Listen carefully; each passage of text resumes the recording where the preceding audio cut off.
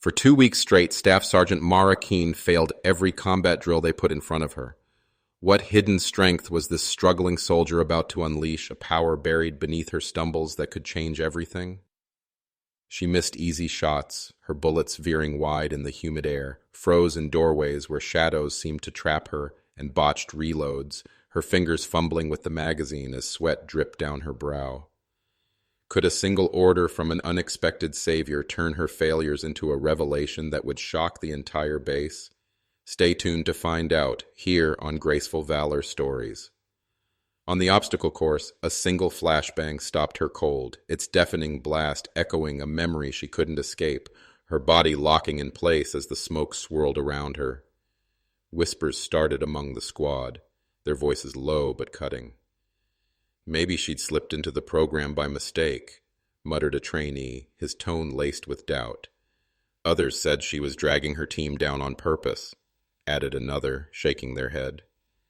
The instructors had heard enough excuses, their patience worn thin by her repeated missteps. One more failure, and she'd be gone, her military career reduced to a footnote. But on the day her dismissal seemed certain, a black SUV rolled onto the range, its tires crunching against the desert heat, signaling a turn of fate no one saw coming. A SEAL commander stepped out, his presence commanding silence. He didn't ask questions, didn't review her scores, he just gave a single sharp order. 3 words she hadn't heard in years.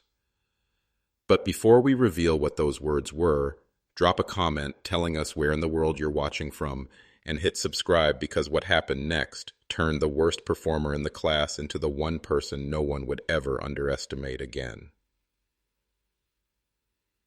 The transport van's brakes squeaked, led against the desert heat as it rolled to a stop outside the Advanced Combat Training Facility.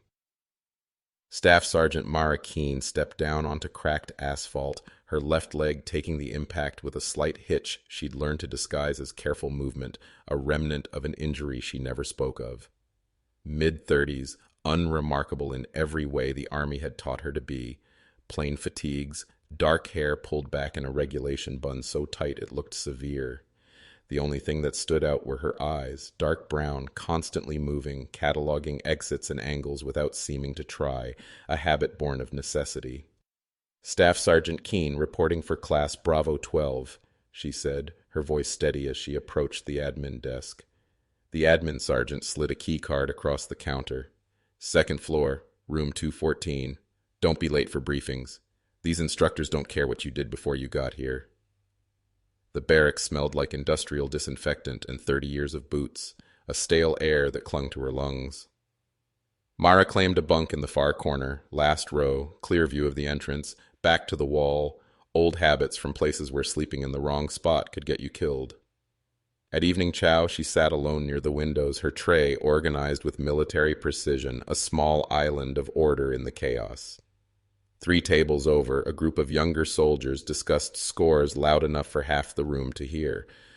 Lieutenant Markham had the kind of easy confidence that came from never being truly tested. Perfect uniform, perfect posture, perfect teeth. The 3 nodding along were cut from similar cloth. Peters, skinny and nervous. Torres, built like a gym poster. Miller, sharp-eyed and sharper-tongued. "Some people get here because they can still do the job," Markham was saying, his voice carrying. "Others get here because someone feels sorry for them." When Mara walked past their table, the conversation died, a silence that spoke louder than words. Torres muttered something that made the others chuckle, a jab she didn't react to, but she filed their faces away for later reference, the way you memorize terrain before moving through it. The rifle qualification range stretched out under a desert sky, target silhouettes wavering at 200 meters. A distance that should have been easy shooting for anyone with advanced training. Mara's first shot went wide, the bullet kicking up dust far from the mark. The reload that should have been automatic fumbled, her fingers angling the magazine wrong, precious seconds bleeding away while everyone else was already back to shooting. When time was called, her target looked like someone learning to shoot instead of someone who'd been doing it professionally for over a decade. "Keene," the instructor said, not hiding his disappointment, his voice a growl over the range. "You're going to need to do better than that." Behind her, Markham's voice carried with a sneer. Guess some people's qualification records don't transfer. Wonder what else doesn't transfer. Peters snickered. Torres cracked his knuckles. Miller just smiled, that sharp little smile that cut without drawing blood. Mara kept walking, her boots kicking up dust, her silence a shield. The urban combat course was built from shipping containers and plywood, a maze of rooms and corridors designed to simulate the kind of close-quarters fighting that had defined 2 decades of war. It smelled like sawdust and simulated gunpowder, echoing with the sharp reports of training ammunition and the shouts of instructors calling out hits and misses. Moving through it should have been like breathing for someone with Mara's experience, but when her turn came to run the kill house, everything that should have been automatic felt forced, artificial. She stacked up outside the first door, weapon ready, breathed, then controlled, the instructor giving her the go signal. She moved, but not fast enough. The paper target inside had time to kill the cardboard hostage before she could engage. The buzzer sounded, red light flashing, failure again. Keen, remember that hesitation kills people. The instructor called, his voice sharp. She tried to push through the next door faster, but her angles were wrong, muzzle too high on the first sweep, too low on the second. By the time she'd cleared the room, 2 more teammates were marked as casualties, the sound of airsoft rounds snapping past her head, making her shoulders tense in ways that had nothing to do with the training scenario. For just a moment, she wasn't in a plywood room in the Nevada desert. She was somewhere else entirely, somewhere darker and more dangerous, where the bullets weren't simulated and the people shooting them weren't instructors. Keen, the instructor's voice cut through whatever memory had grabbed her. You still with us? She blinked, oriented herself, finished the run. But the damage was done. Her final score was near the bottom of the board, and everyone could see it. Back in the staging area, Markham made sure his voice carried when he talked to his crew. That was painful to watch. Seriously painful. Someone's going to get hurt if she keeps freezing up like that. Maybe she should try a different line of work, Miller added. Something safer, like accounting. Torres flexed his shoulders, a casual gesture that drew attention to his size, while Peters laughed high and nervous. Maybe she was a cook or something, rear echelon stuff. They weren't being subtle. Half the people in the staging area could hear them, including the instructors, but their voices stayed just on the right side of what could be called constructive criticism rather than harassment. Mara finished cleaning her weapon in silence, checked her gear, and walked out without acknowledging any of it. But Master Chief Rains was watching. Had been watching since the first day, and what he saw didn't match what everyone else was seeing. Most people looked at Mara Keen and saw someone struggling to keep up, a soldier on the brink of dismissal. Rains saw someone holding back, the difference subtle but unmistakable once you knew what to look for. During breaks between exercises, she moved through the base like someone who'd memorized every corner, her steps deliberate, her eyes scanning without effort. Her gear was arranged with a precision that spoke of years spent where disorganization could get you killed, every strap and pouch in its place. When she thought no one was looking, her hands ran through weapon manipulations with a fluidity that contradicted every fumbled reload on the range, smooth, practiced, almost instinctive. And then there were the little things, the way she positioned herself during briefings, always near an exit, always where she could see the whole room, how she ate her meals methodically, efficiently, eyes constantly scanning without seeming to, the fact that she never sat with her back to an open space. These weren't the habits of someone new to combat. They were the reflexes of someone who'd learned to survive in very dangerous places. Rains had seen enough operators over the years to recognize the type. Quiet professionals who did their jobs without fanfare, collected their paychecks, and disappeared back into whatever shadows they'd emerged from, the kind of people who made warfare look easy because they'd made it an art form. But he'd also seen what happened when those same people got broken, when the places they'd been and the things they'd done finally caught up with them. Sometimes the machinery just stopped working the way it was supposed to. The question was whether Mara was broken or just dormant, a soldier fighting for the right trigger. By the end of the first week, the nicknames had stuck like desert sand in your boots. Tourist followed Mara everywhere, whispered just loud enough for her to hear, while dead weight got tossed around whenever she slowed down a team exercise. The four antagonists, Markham, Peters, Torres, and Miller, had made it their personal mission to remind her and everyone else that she didn't belong. "Hey, tourist!" Markham called out as she passed their table in the mess hall, his voice dripping with mockery. "Planning to visit the range again tomorrow? Or are you going sightseeing somewhere else?" Peters snorted into his coffee. Maybe she should stick to the gift shop. Less dangerous. Mara kept walking, same steady pace, same neutral expression, but Raines noticed the way her jaw tightened almost imperceptibly, the way her hands stayed loose at her sides in a way that suggested conscious effort to control her response. The breaking point came during the obstacle course. It should have been straightforward, over the wall, across the rope bridge, under the wire, through the tire run, physical challenges that had nothing to do with weapons or tactics, just raw fitness and determination, the kind of thing Mara should have been able to do in her sleep. She started well, cleared the first wall clean, crossed the rope bridge with sure footing, low-crawled under the wire without snagging her gear. Her time was competitive, maybe even good, her movements fluid under the desert sun. And then came the flashbang simulator. The device was designed to replicate the disorienting effects of a stun grenade, a sharp crack like thunder, bright white light that burned through closed eyelids, standard equipment for preparing soldiers for the sensory chaos of real combat. When it went off, Mara froze. Not a tactical pause, not a moment of assessment, but complete paralyzed stillness, like someone had cut her strings. Her breathing quickened, eyes wide and distant, staring at something no one else could see, a memory clawing its way to the surface. The seconds stretched, 5, 10, 15, while other trainees finished the course, calling out their times, slapping each other on the back. But Mara stood motionless in the middle of the obstacle, trapped in whatever the sound had triggered. "Keen." The instructor's voice cut through the desert air, sharp and insistent. "Move." She blinked, oriented herself, pushed forward with a stumble. But the damage was done. Her final time was near the bottom of the board, and everyone had seen the freeze. Worse, they'd seen what caused it. That night in the barracks, the whispers were different, less mocking, more uncomfortable. PTSD was something everyone understood in theory, but seeing it in action made people nervous, made them wonder if someone who could freeze up like that had any business carrying a weapon. Markham and his crew were less subtle in their assessment. "Did you see that?" Torres was saying to anyone who'd listen, his voice loud in the dim light. "She just stopped right in the middle of everything." "Shell shock," Miller said with the casual authority of someone who'd read about trauma in a textbook, seen it before.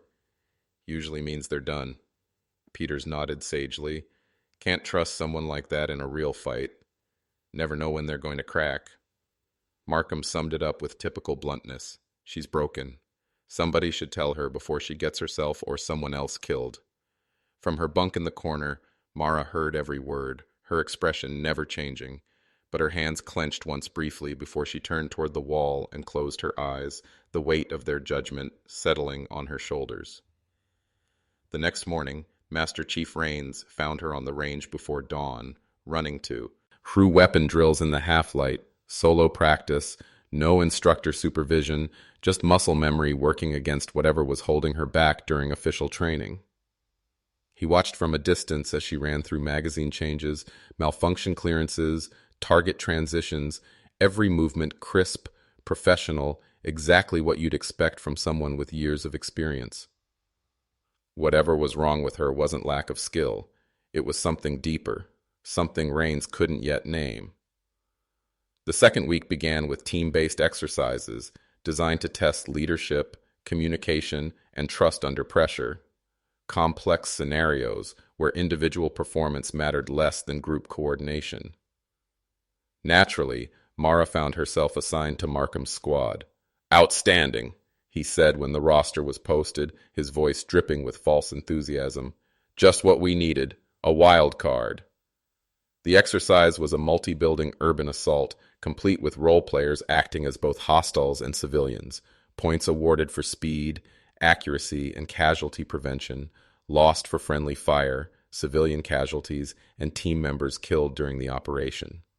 It should have been a chance for Mara to prove herself in a setting that emphasized tactics over individual performance, but instead, it became a showcase for everything that was wrong.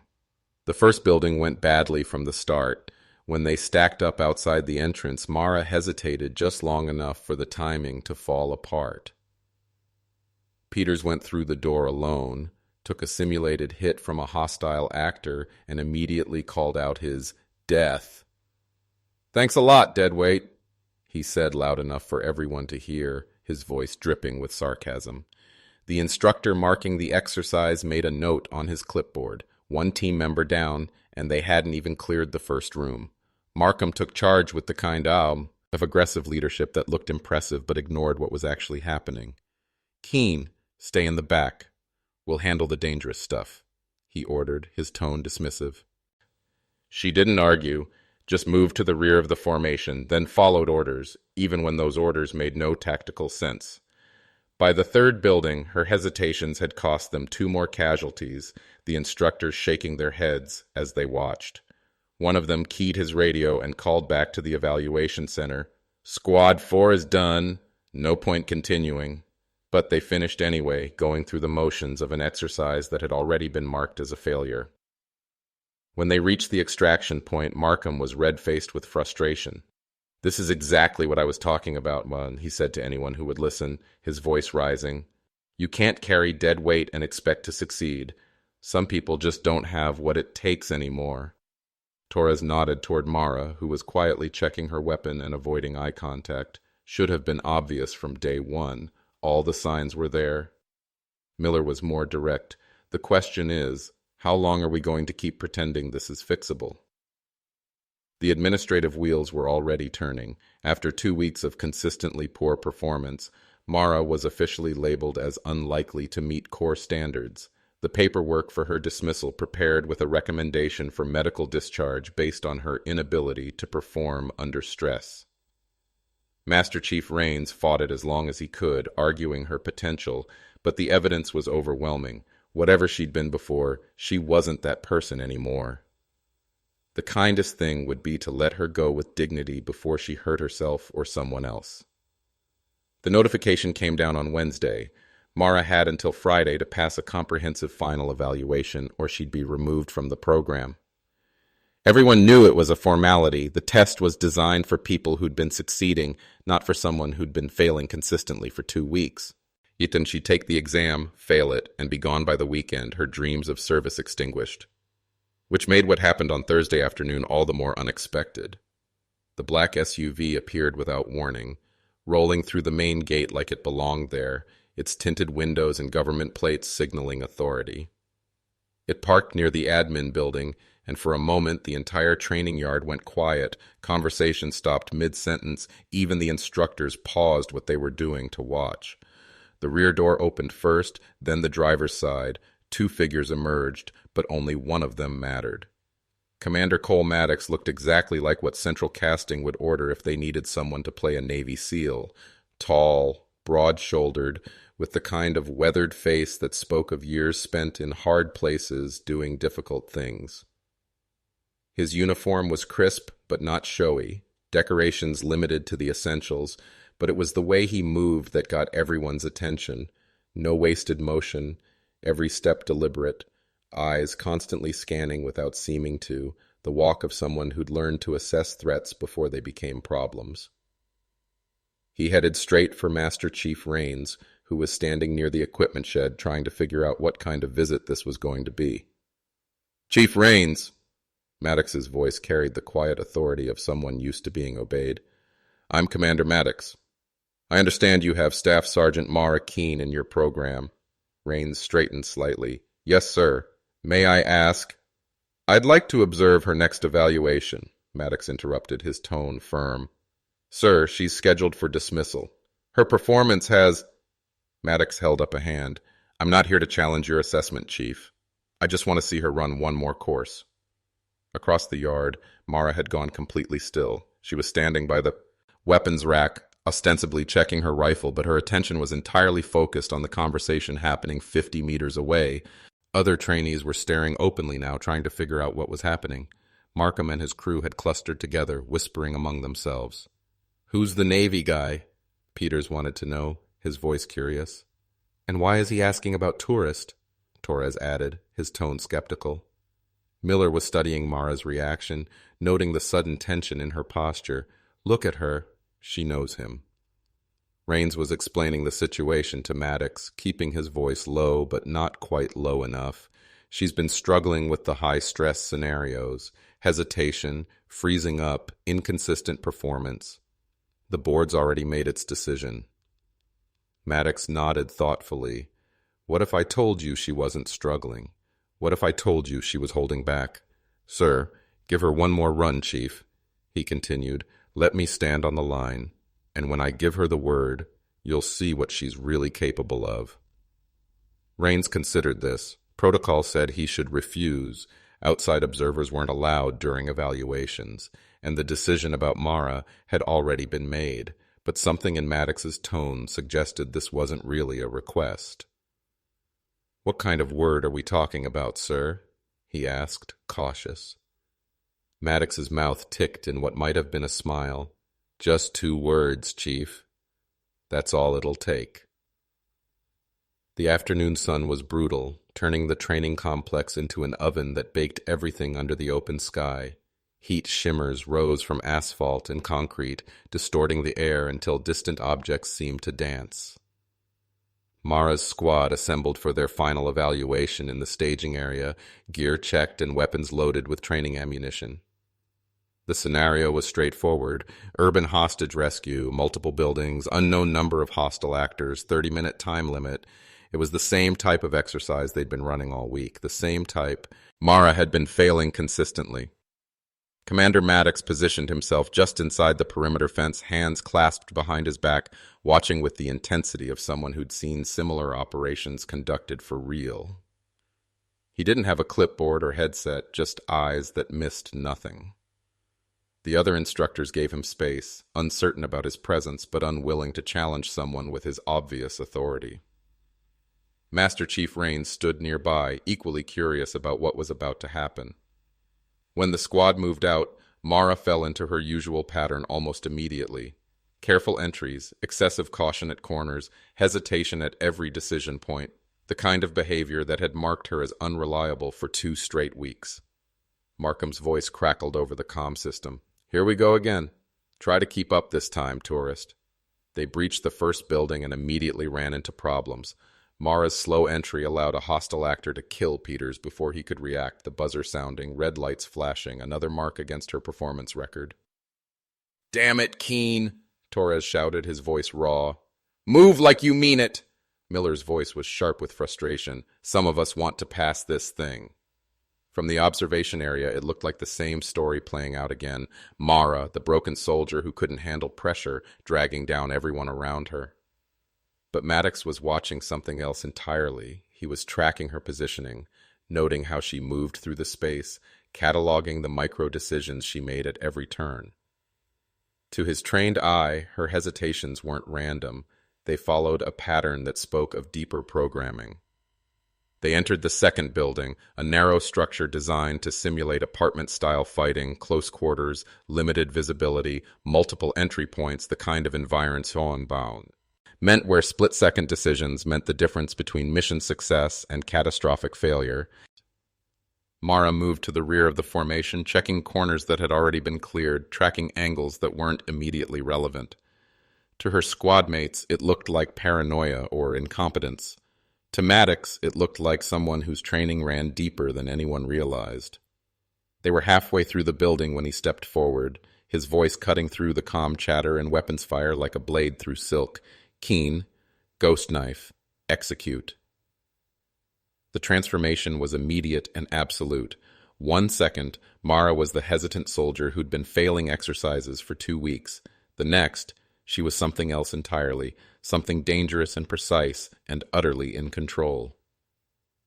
Her rifle snapped up to her shoulder as she flowed past Markham, already acquiring targets that hadn't even appeared yet. When the first hostile popped up in a doorway, she was ready, a controlled pair center mass before the target could even finish its mechanical movement. "What the hell?" Torres started to say, but she was already moving to the next room. Her movement through the building was like watching water flow downhill, natural, inevitable, finding the path of least resistance while carrying unstoppable force. She didn't clear corners so much as anticipate them, weapon tracking to the right angle before the threat even materialized. The technical precision was stunning.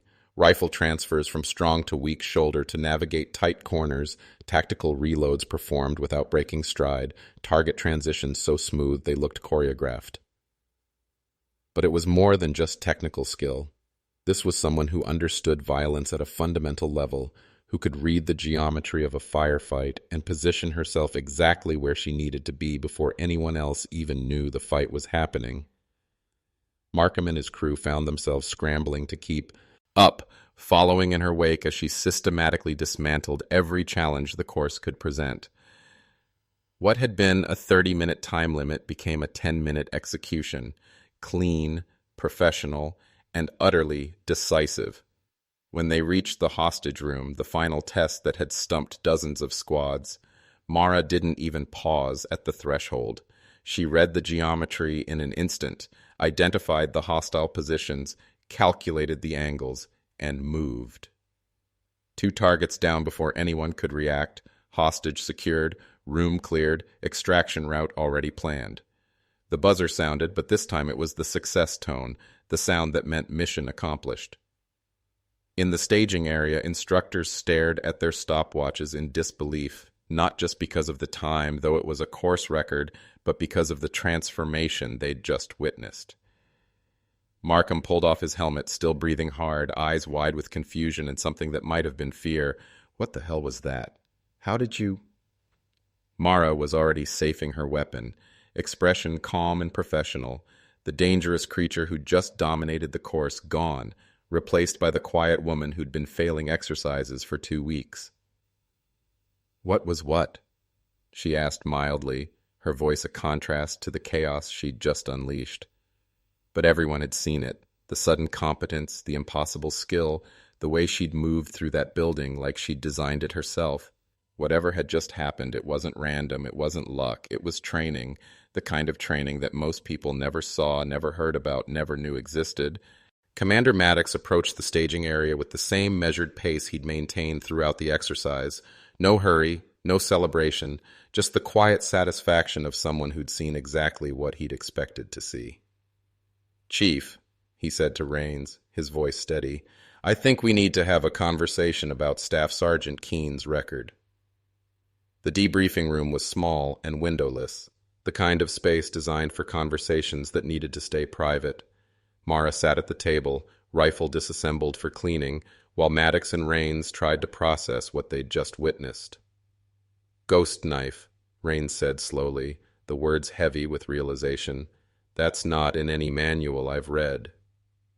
Maddox leaned back in his chair, measuring his words carefully. "Because it's not supposed to be. Classified program, need-to-know basis, small teams, deep penetration, high-value targets in denied areas, and Keene was part of this. She was the best part of it." His voice carried the weight of absolute certainty. 3 years operating in places that don't officially exist, doing things that never officially happened, perfect mission record, 0 friendly casualties, extraction rate of 100%. Rains looked at Mara, who was cleaning her rifle with the same methodical precision she'd applied to everything else, her hands steady. "So what happened? Why the transfer to regular training?" Mara's hands paused for just a moment before continuing their work. "Took a hit on the last mission. IED, close quarters, hostile territory, medical rotation stateside while they decided if I was still fit for duty. The Ghost Knife program requires very specific psychological conditioning," Maddox explained, his tone clinical. "Operators learn to compartmentalize, to suppress certain responses until they receive proper authorization codes. It's a safety measure, keeps the M from going operational during routine activities." "Authorization codes," Rains repeated, the pieces clicking into place. Like what you said on the course. Exactly, Maddox confirmed. Without the proper trigger phrase, ghost knife operatives appear to be normal soldiers with normal limitations. With it, he gestured toward the window where Mara's course record was still being analyzed by incredulous instructors. They become what they were trained to be. Rains was quiet for a long moment, processing the implications. So for 2 weeks, she was essentially what? Acting? Not acting, Mara said quietly, her voice a soft contrast to the room's tension. Contained. The conditioning isn't something you turn on and off like a switch. It's more like keeping a leash on a guard dog. It's still a guard dog, but it won't bite until someone gives it permission. Maddox nodded. The brass wanted to see if she could function in conventional units after her injury. They thought maybe the conditioning had been compromised, that she'd lost the ability to operate at that level. And had she? Rains asked, his eyes on Mara. You saw what happened out there, Chief, Maddox replied. Does that look compromised to you? The course record stayed on the board for the rest of the program, a stark reminder that sometimes appearances could be deceiving. Mara's name sat at the top in clean block letters, her time untouched, despite 2 more weeks of attempts by increasingly motivated trainees. The discharge recommendation vanished from her file within hours, replaced by a new assignment: Advanced Tactical Instructor, Special Operations Training Command. Not a demotion or a lateral move, but a recognition of capabilities that few people even knew existed. Markham and his crew became notably quieter after the exercise. No more nicknames, no more casual harassment. They'd seen something that didn't fit into their understanding of how the world worked, and it had shaken them more than they wanted to admit. Peters tried to apologize one evening, catching Mara outside the mess hall. Look, we didn't know about what you could do. I mean, Mara considered this for a moment, her eyes steady. Most people don't. That's kind of the point.